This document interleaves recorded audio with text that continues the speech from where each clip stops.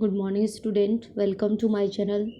बच्चों, आज डेट है आपकी 12 अक्टूबर। क्लास 9th की वर्कशीट आई है, साइंस की वर्कशीट नंबर 43। तो आज की जो आपकी वर्कशीट है वो रिवीजन है चैप्टर का। Force and laws of motion का चैप्टर हम कर चुके हैं, आज उसका रिवीजन है। चलिए रिवीजन करते हैं। सबसे पहले हमने पढ़ा था फोर्स। ठीक है, फोर्स क्या है? Force balanced force, resultant force is 0। इसमें ये देखिए बैलेंस्ड फोर्स यहाँ से और यहाँ से दोनों साइड से इक्वल फोर्स लग रहा है, तो इसका रिजल्टेंट फोर्स क्या हो जाएगा? 0, क्योंकि वो बैलेंस्ड है। दूसरा था अनबैलेंस्ड। अनबैलेंस्ड में यहाँ देखिए इसने इस रस्सी खींचे तो इसका फोर्स ज़्यादा है, इसका कम है, तो ये क्या हो जाएगा? रस्सी इधर खींच गई तो अनबैलेंस्ड फोर्स। ठीक है। और फोर्स क्या होता है? द पुश और पुल, धक्का देना और खींचना। इसके बाद फोर्स की यूनिट क्या होती है? Kilogram metre per second square या फिर न्यूटन। और 1 न्यूटन क्या होता है? 1 unit of force is defined as the amount that produce an acceleration of 1 metre per second square in an object of 1 kilogram mass. 1 kilogram mass के लिए उसमें 1 metre per second square का acceleration लगाने के बाद में जो फोर्स होता है वो क्या होता है? न्यूटन होता है।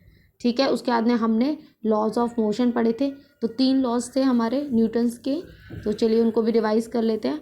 Newton's law of motion. First law of motion क्या था?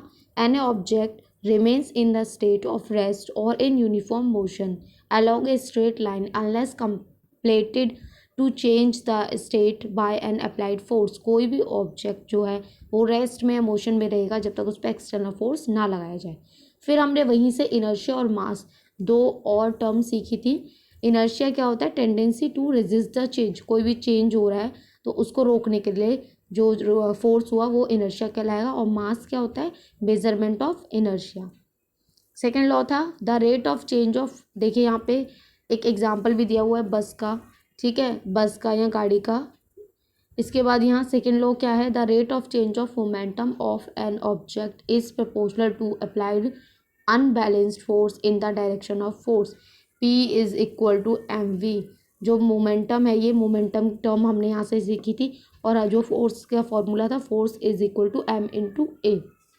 इसकी unit kilogram metre per second है। चलिए इसका एग्जाम्पल भी यहाँ पे दिया हुआ है। ये मास है, ये ज़्यादा है, ये फोर्स लगा रहा है। ठीक है, और ये कम है तो ये इस पर उल्टा यहाँ फोर्स लगाएगा। चलिए, तो अब ये क्रिकेटर का भी एक दिया हुआ है कि जब वो बॉल कैच करता है तो उसके हाथ पे फोर्स अप्लाइड होता है।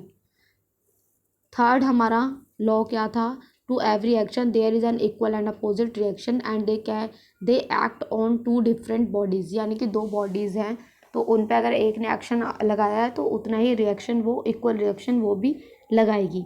ठीक है। इसमें हमने एक कॉइल वाला किया था कि ये जो गन है, गन में से, ठीक है, गन को जब हम स्टार्ट करते हैं तो बैकवर्ड में इक्वल फोर्स लगता है।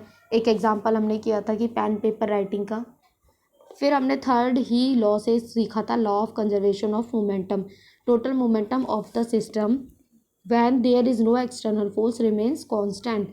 जब कोलिजन होता है, कोलिजन से पहले का मोमेंटम और कोलिजन के बाद का मोमेंटम इक्वल रहता है, यानी कि कंजर्व रहता है।